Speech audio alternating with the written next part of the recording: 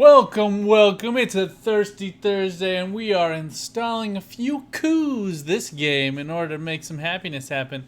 Obviously, it's coup de grace, but I'm gonna think of it as coup d'etat because we've got Usurper, we've got Brothans, we got War Council in here, we got Menno rocking, slinging stuff all over the place. And we got Witcher Trio, if that wasn't enough for you.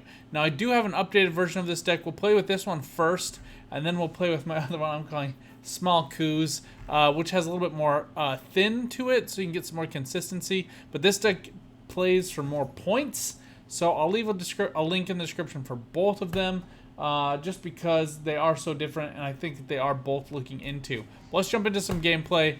And hopefully not queue into something that we hate. Well, the funny thing about Nilfgaard, they're terrible right now. The bronzes are terrible. Everything else kind of sucks about them. They just really struggle with tempo. But they don't really have anything that like especially hates them other than opposing Nilfgaard. So, yeah, there's not like a deck that specifically counters them. Even Skellige struggles against finding a toehold against Nilfgaard in some rounds. Here, coup de grace is the key to this deck, and Joachim plays really well with coup de grace. But you can actually, and what we're going to be showcasing today, is how you can use coup de grace to steal stuff that you want. We probably only need one assassination. I really like enforcers with Fergus. Slave hunters nice to set up for coup de grace. Aristocrats are really great with Fergus. And since we have War Council, I'm actually going to put Assassination back in. Ooh, this is looking good. Now, Fergus, a lot of people complain he does often brick. But when he bricks for 7. It's not bad. I'll take a 7. But he works really, really well with Seditious Aristocrats because they get boosted for every spying unit. And that's cool. Slave Hunter is really good. It's just kind of a good, you know, first play. Just sits out there. You know, that pending 2 damage is a little worrisome for people. If he absorbs some of the kill, that's fine. Enforcers are a little bit better than him. But he has a passive assimilate engine as well. So stuff like bleed is really not all that troubling. Now you can, whenever you so desire, use imprisonment to go ahead and lock down units and set them up for a kill as well. So that 3 damage is really annoying with Vautier and Vanhamar. I think, honestly, wasn't really well thought out, but it plays well with coup. And that's what we're going to do. One thing we might want here is like a tourney joust. So we'll be thinking about that. Otherwise, like sometimes with tactics, you want Helga out. Here we don't really have to feel that kind of restriction. We just play them when we want them. I will say though, these are our remaining 5 tactics. So Cohorn is a little bit of a dud otherwise, since we already have coup de grace. But otherwise, that's really why he's in here, is to give us coup de grace. Here I think we'll go ahead and pull out our other enforcer. The opponent really doesn't have much going on to stop us, not really removing our units, so that's fine with us. One good thing about War Council too, look at the first 3 cards at the top of your deck and play one of them. Doesn't say anything on there about changing them, shuffling them back in, so it can give you a little bit of help with Joachim to know exactly what you're going to draw into. Wild Hunt Rider is a decent play here just for tempo, but also to proc these thrives and also to get some consistency with the deck. But here we're going to go ahead, use War Council. And I really like Seditious Aristocrats here. Brothans is really nice for a later round with Indrega Larva. But I also know I don't really want to play Joachim this round. Here we're just going to kill off one of these Bruxae. And hope our opponent plays out something that we actually want to take. But Palmerin works pretty well. We got to set up a 2-point kill with him. But if we can set up a 2-point kill, we can actually do some fun things.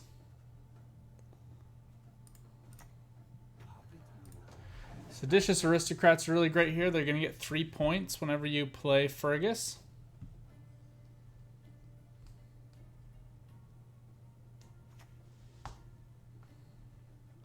This Foglet Consume is really great points as well. Just get a lot of value, and then it drives up your Thrive engines as well. Here we'll get out the Fergus.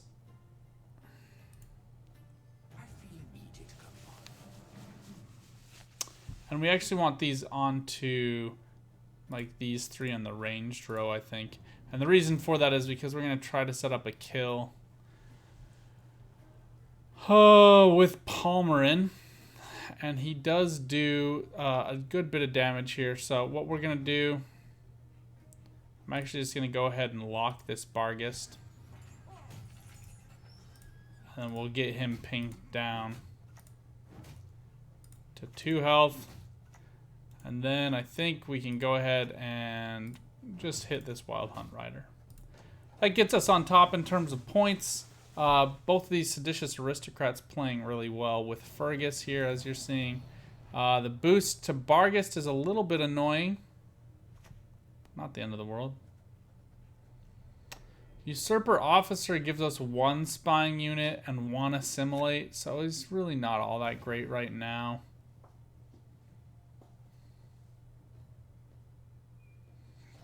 And this works out pretty well for us. I'm going to have to do math, but Palmerin comes down. He's going to remove this unit and proc 2 spying. That gives us 4.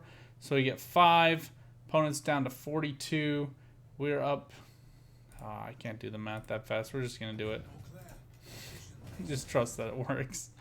Yeah, there we go. Now.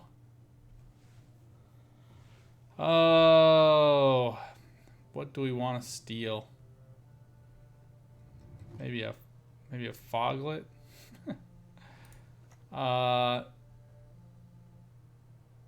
Let's get the Foglet down to 2, and then we'll start attacking this Wild Hunt Rider. I just don't want to attack any of the Thrive units because that just makes the setup a little bit easier.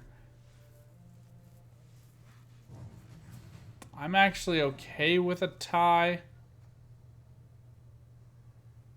But because we have coup de grace and we get it back, I'm just going to take this.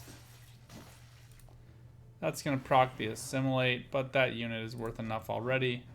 And there you see coup de grace being used in a way that I think the designers actually kind of wanted it to be used more. I think the Joachim and Roderick play has become what we've all become accustomed to, but it's not necessarily the way I think the card was initially designed, oddly enough.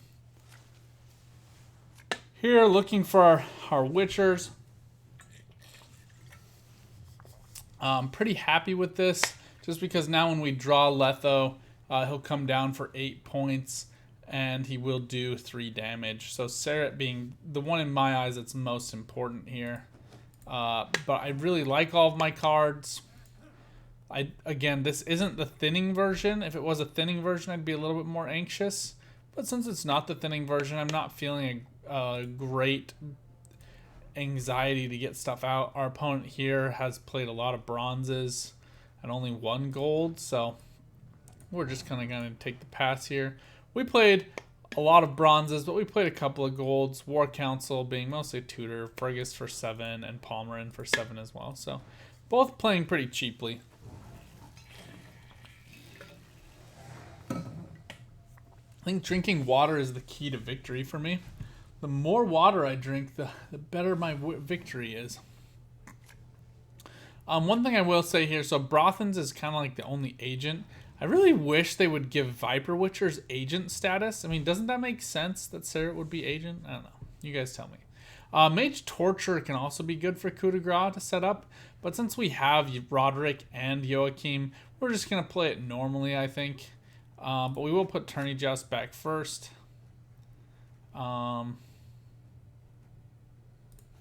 And put her back. Alright, so golds get us either Milton, Ox, Letho, or Menno. So, by either I mean any one of those 4. Alright, so here I'm going to go ahead and play Joachim. The reason I'm going to do that is because there's a greater than 0% chance we get Ox. And Ox can just lock both of these larvae because we have Serret in hand. Also sets up for our coup later, but this is exactly what we wanted. 13-point Ox comes down, smashes onto the table, says, "You're not getting dominance and you're not getting thrives. Pack up, go home, Leshens. You're no longer invited to the party." Matahuri here is going to get us a tourney joust, which is fine. Know your fours. It could have also been battle prep. So I probably should have been prepared for that. Okay, so now we're either going to draw into a Menno or a Letho. Letho just plays for damage right now, so I think we will just go ahead and do this since we know what it is. Actually, let's go for Usurper. I'm going to play Usurper because I might need to play Brothans. And when I play Brothans, I want him to get the boost from the agent category. So Brothans is really the only agent that we have in the deck. Which is why I tweaked the deck a little bit in that small government version. Small coups. But we'll get to that.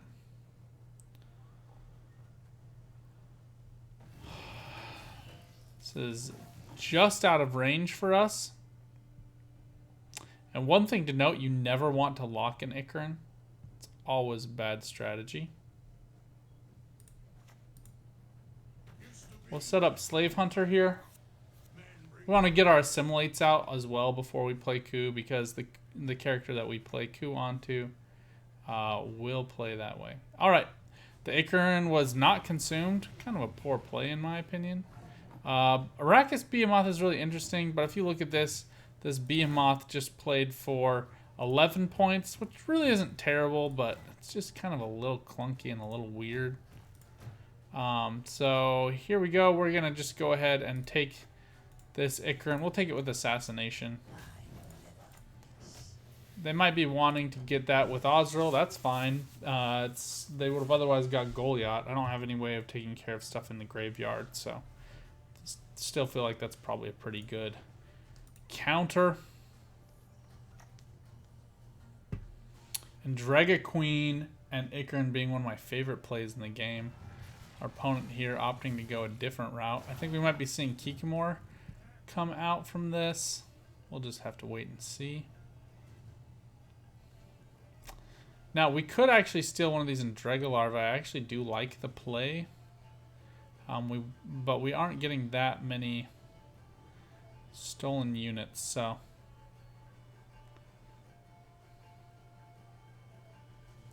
Let's go ahead and play Roderick here and see if we can't get something. Now, one thing is we can get this Palmerin to play onto the drone. So maybe we'll wait one round and instead just go ahead and take off this armor. Just to reduce the number of drones that are spawned. That's kind of a counterplay to Glusty. Glusty being a little obnoxious for Point Slam. I think our opponent here just waiting on Kikimor Queen, but this lock really threatening. Would have been better, obviously, to have Ox and Letho. But we are where we are. Alright, Karen Thier coming down for Kiki Queen, I think, at this point. Unfortunately, she just gets just outside of Brothan's range.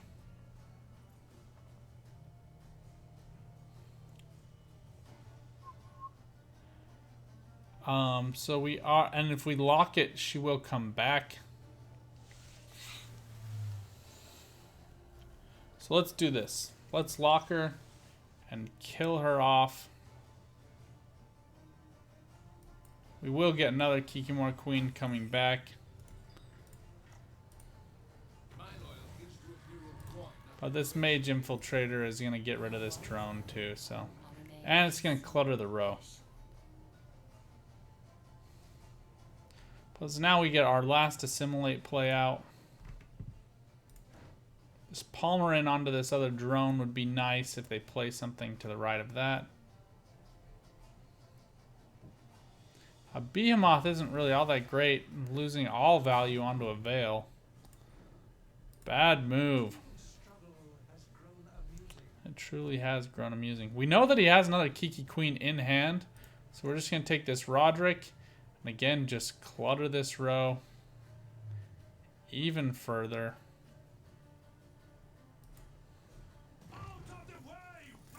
And here this Letho does come down for damage, much better than the Menno does.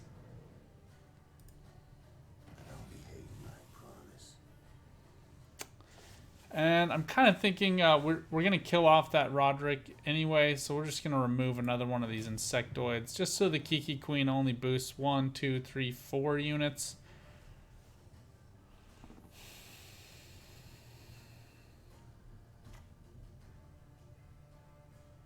Such great value. Really solid card. I love this play with the Woodland Spirit and the Kikimar Queen. Really great tempo. Now here, if we grab Milton, we can kill off this Mage Infiltrator. That'll work pretty well. With Roderick right next to it. Otherwise, Menno grabs us a card that'll do 4 damage or boost us by 6. So he plays for 8. This Palmerin plays for 9 points. So we are going to grab him. Oh, sorry. He actually only plays for 8 as well because of that armor. So we'll go instead for this drone. There we go. Maximum value right there.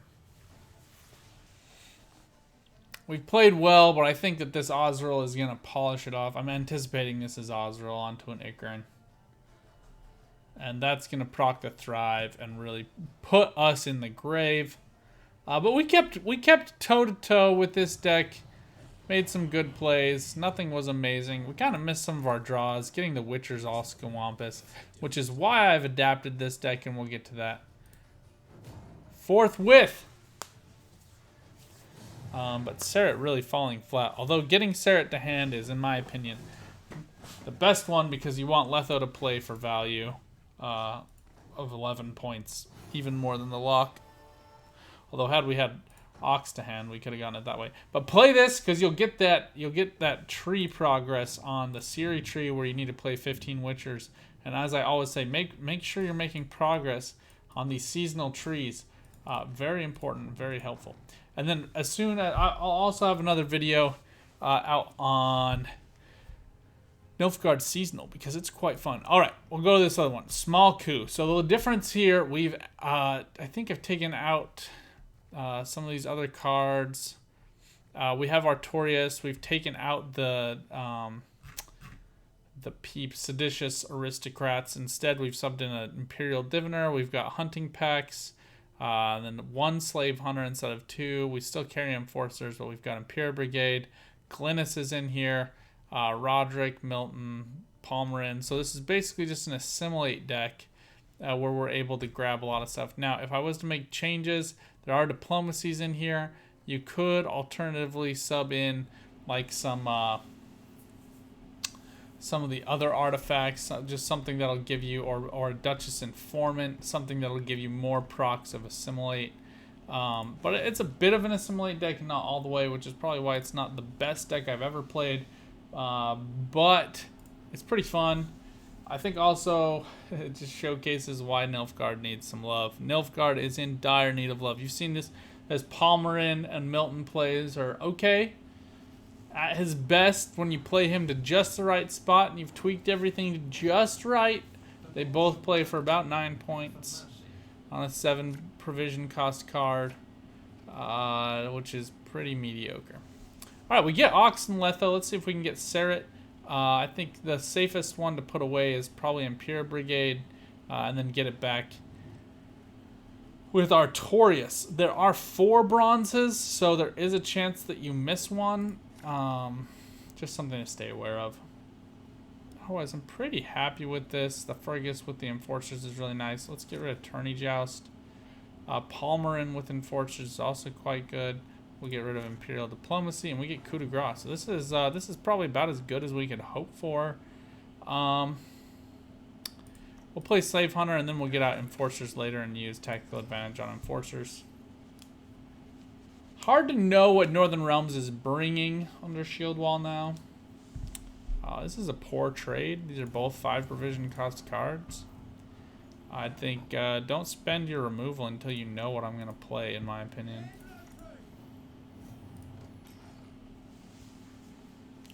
So you get yourself into weird positions. So Palmerin does 2 damage, which is nice. I wish they would make Milton do 2 damage. But Palmerin does 2 damage. And then he obviously gives that spying to adjacent enemy units. So we can use that for some fun stuff. Here I think we're just going to go ahead and get out our Artorias. We do have a shield up on the enemy, so we can go for Hunting Pack or Imperial Brigade. So as I said before, there is a chance that you miss it, which is why we're carrying both of them. So you will get one or the other. So it's best to wait for the opponent to play just at least one of those 2 options for making a choice. Obviously here we're not going to damage the Immortals because it's just going to give them more health. They're quite a great card. I really do like them. I think if there's anything we could have done differently against monsters, probably to save the Joachim for later. All of these shields are cool. We've played 3 cards. I mean, there's part of me that just kind of wants to pass here.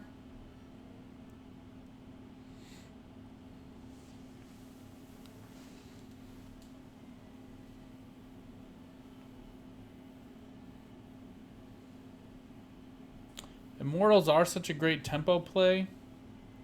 I think we are just going to take the paths. Feels a little weird to do that with Enforcers out because they are such a great point engine, but if our opponent's playing nothing but shields, it's going to take them just a hot sec to catch back up. Losing on evens is probably not the right choice. We're just going to bleed them dry. Probably just keep Usurper and just bleed them out. Imperial Brigade is nice. Okay, so sometimes you do actually want to drive both of them. That way I can confidently put them back and then keep digging for whatever I want. I'm probably looking for Glynis here, or Roderick, or Brothens. So Milton would be, or yeah, Milton is fine, but definitely not my premier choice. We do need a soldier out. Usurper General is a soldier. It's probably a great way for us to tempo up. Brothens would be the only really bad draw. With Joachim. I think I might take the risk. I'm gonna risk it. Oh, beautiful. Couldn't have asked for better. Well, he could have, but I wouldn't deserve it. Letha's always the one you want to play first. That way you get 3 damage, and you get the lock. 3 damage from Serret, the lock from Ox. Glynis is a soldier.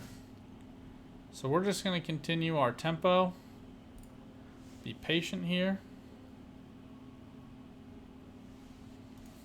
Brothens plays pretty well right now, though, so we actually might just go ahead and try to get out all of our assimilate. Weirdly enough, we kind of have all of it, but if we can go ahead and try to get one more card. I do want to get this Imperial Brigade out, though, as we did risk it a little bit last turn. Joachim could have bricked into a 12-point Imperial Brigade, which would have been just purely unfortunate. But we get the coup back next turn, so seeing all these shields come down for our opponent, I feel pretty confident in just taking these out.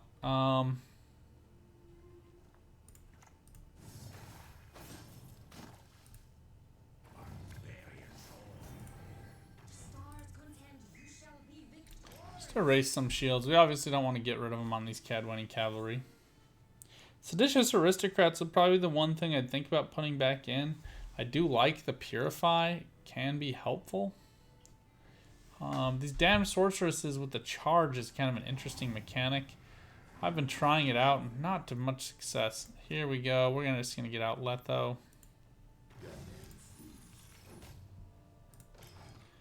We already had our Enforcer out, which is unfortunate we don't have the next one. Otherwise, we get really good value with our Palmerin, sorry.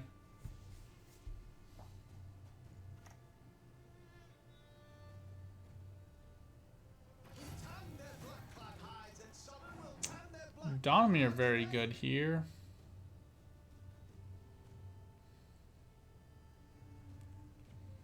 We are up by 12. I don't hate what we have. The Donamir's out, so I think we're just going to take a pass here. 12 points is actually pretty difficult for our opponent to make up without using leader charges. But Bloody Baron, a Bloody Baron onto Glynis is a good way to do that. Glynis had a lot of value that round. But Bloody Baron's gone, and our opponent's down a card. We get double last say. So we can be really thoughtful about what we choose to do. Let's see if we can draw into our other Imperial Enforcer.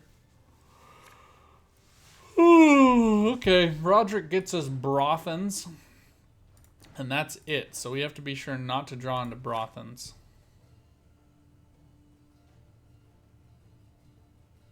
How lucky do we all feel today? Oh, pretty darn lucky.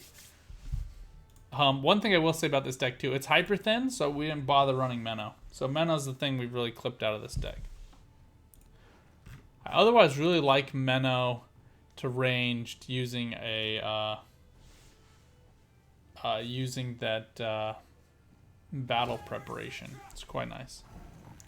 All right, now the question is who do we want to lock? When do we want to lock them? How do we want to take care of all those issues? You know, it kind of depends probably. I think imprisonment is probably the most flexible way to kind of deal with this stuff. Serret does do 4 damage, so he's worth an additional 2 points, and Ox does lock a bunch of stuff. So I think this is probably the best way to deal with this. Opponent has to purify it and then use it, so something to think about. I don't know how much removal they have. We already see 1 boiling oil. We could see like an Onsace come down. Is what it is. We'll get out Enforcers. If they die, they die.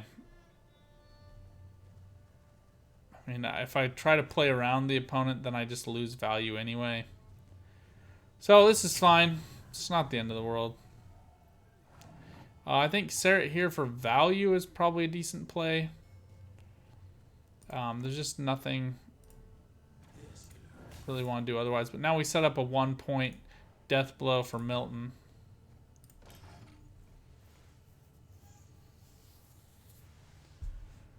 So we can make that work. Immortals are fun.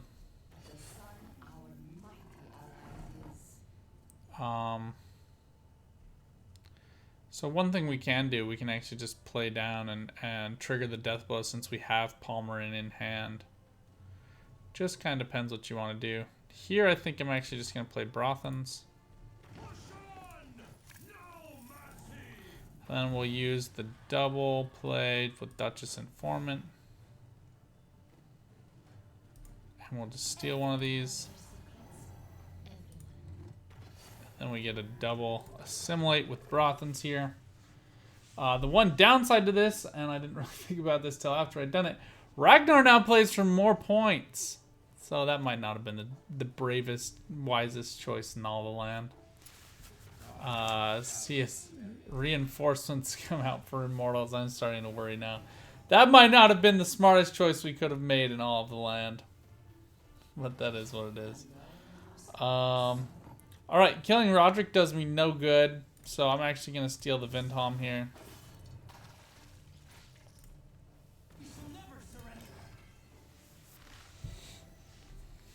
Get him ticking off.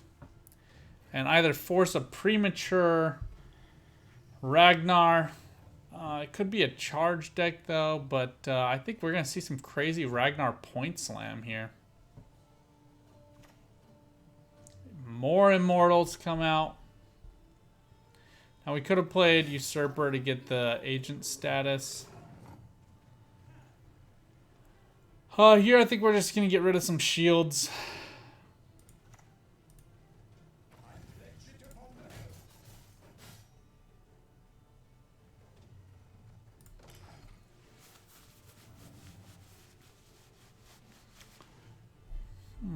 I mean, maybe another thing we could add into this deck is some kind of reset. I think Peter Sargelwin would be a great way to do that.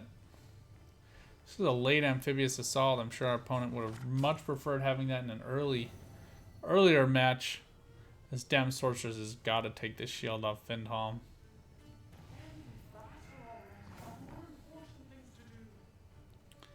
I think we're going to just shut her down with Ox.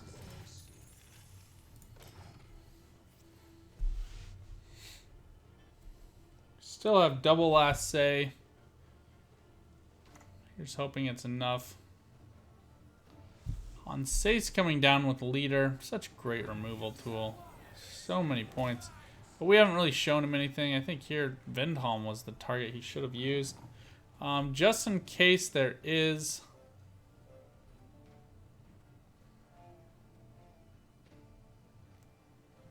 So this is worth one more point. I want to get rid of the shield anyway. Just in case it's Viraxis, we're going to go ahead and shut down on Sace. If it's Ragnar, I think our opponent may just barely take this match. Ragnar being worth so many points, and this play may have been what really screwed the pooch for us. An additional 6 points of value onto our opponent's Ragnar is just 6 points too many. Here we'll go for Usurper Emperor. And Fergus just not being quite enough. Big misplay from us, although that 6 points wasn't what made the difference. Oh, we played around it a little bit, but couldn't do much. Anyway, these are two different decks, two different types of decks you could play with this. I still hold, without regret, to my point that Nilfgaard is not excellent right now. Don't play them, but I think these are some really cool archetypes I want to see you guys work with. Let me know what you're able to come up with, and please share that back with me. Until next time, good luck, get out there, and keep on Gwenting.